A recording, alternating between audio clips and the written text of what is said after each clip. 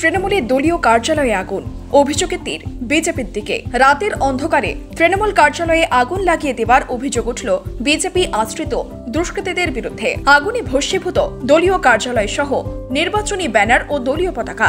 ঘটনাটি ঘটেছে নদিয়ার হরিণঘাটা পৌরসভার ১ নম্বর ওয়ার্ডে। জানা গিয়েছে, হরিণঘাটা তৃণমূলের তরফ থেকে পৌরসভার নির্বাচনের জন্য ১ নম্বর ওয়ার্ডে একটি অস্থায়ী কার্যালয় তৈরি করা হয়েছিল। সকালে উঠে স্থানীয়রা দেখে ওই কার্যালয়টি পুরোটাই আগুনে ভস্মীভূত। এরপর স্থানীয় নেতৃত্বকে খবর দিলে ঘটনাস্থলে ছুটে যায় ওই ওয়ার্ডের তৃণমূল প্রার্থী সৌমিক পাল। ঘটনাস্থল পরিদর্শন করার পর তিনি বলেন, এই ঘটনাটি ঘটিয়েছে বিজেপি আশ্রিত দুষ্কৃতীরা। নির্বাচনের আগে সাধারণ মানুষ তৃণমূলের পক্ষে রয়েছে। পায়ের তলা থেকে মাটি সরে গেছে বুঝতে পেরে বিজেপি আশ্রিত দুষ্কৃতীরা এসব কর্মকাণ্ড ঘটিয়েছে। যদিও তৃণমূলের করা অভিযোগ অস্বীকার করেছেন ওই ওয়ার্ডের বিজেপি প্রার্থী শ্যামল সরকার।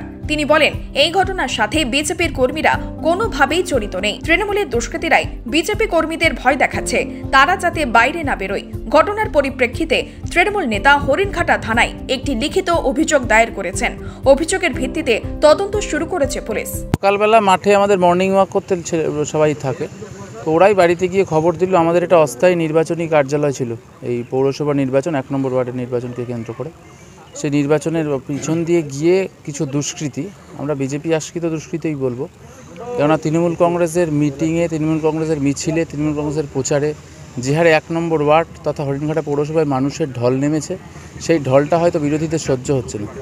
সেই সহ্য না হওয়ারই বহিঃপ্রকাশ রাতের অন্ধকারে পার্টি অফিসের পিছনে, নির্বাচনী অফিসের কাছে আমাদের বহু ব্ল্যাক ফেস্টুন প্ল্যাকেট ছিল, মমতা ব্যানার্জির ফটো ছিল, ব্যানার ছিল, সব জ্বালিয়ে পুড়িয়ে শেষ করে দিয়েছে। কাদের বিরুদ্ধে অভিযোগ? অবশ্যই বিজেপি আশ্রিত দুষ্কৃতী। থানায় অভিযোগ করেছে? আমরা একটু পরে গিয়ে আমাদের কর্মীদের নিয়ে আমরা অভিযোগ দায়ের করছি থানায়।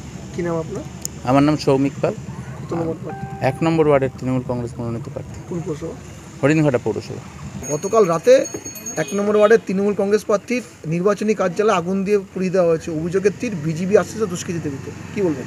না, এটা কোনোদিনই সম্ভব নয়, কারণ আমাদের ওয়ার্ডে আমরা মাত্র দুই একজন কর্মী নিয়ে বেরোচ্ছি, ঠিক আছে। বিশেষ করে আমি আমার ওয়াইফ বেরোচ্ছে, আমার কোনো কর্মীকে বেরোতে দিচ্ছে না। কর্মীদের ভয় সন্ত্রাস বাতাবরণ তৈরি করেছে, ওরা ভয় কেউ বেরোচ্ছে না। আমি আমার ওয়াইফ, আমার 2-1টা ছেলেকে নিয়ে আমরা প্রচার করছি। আমাদের অনেক ফ্ল্যাগ পেস্ট ওরা কত ছিঁড়ে দিচ্ছে, আমরা যতবার লাগাচ্ছি ততবার ছিঁড়ে ফেলে দিচ্ছে, ঠিক আছে।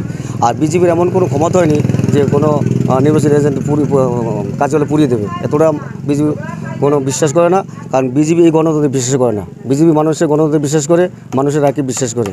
তাই আমরা এই ধরনের নোংরামি কাজের সঙ্গে কোনো যুক্ত হতে পারি না, করিনি। গত বিধানসভায় কিন্তু এই ধরনের একটা ঘটনা ঘটেছিল, পার্টি অফিস ভেঙে দিয়ে আমাদের নাম বদনাম করার চেষ্টা করেছিল। এটা মানুষের সিম্পিতি পাওয়ার জন্য ওরা করছে, কারণ ওরা দেখছে এলাকা বাতাবরণ, ভয়ের বাতাবরণ তৈরি করার জন্য এই জিনিসগুলো করছে, ঠিক আছে। অভিযোগ আপনাদের বিজেপি আশ্রিত দুষ্কৃতীদের বিরুদ্ধে অভিযোগ? না, আমাদের কোনো অভিযোগ, কোনো দুষ্কৃতি নেই। আমাদের কোনো দুষ্কৃতি নেই, কারণ ভারতীয় জনতা পার্টিতে এই ধরনের দুষ্কৃতি থাকতে পারে না, কারণ আমরা ওই ধরনের গণতন্ত্রে বিশ্বাস করি না। কী নাম আপনার? আমার নাম শ্যামল সরকার। কোন ওয়ার্ডের প্রার্থী? আমি ১ নম্বর ওয়ার্ডে ভারতীয় জনতা পার্টি প্রার্থী, হরিণঘাটা পৌরসভার। নদিয়া থেকে সুরজিৎ দাসের রিপোর্ট, NBTV।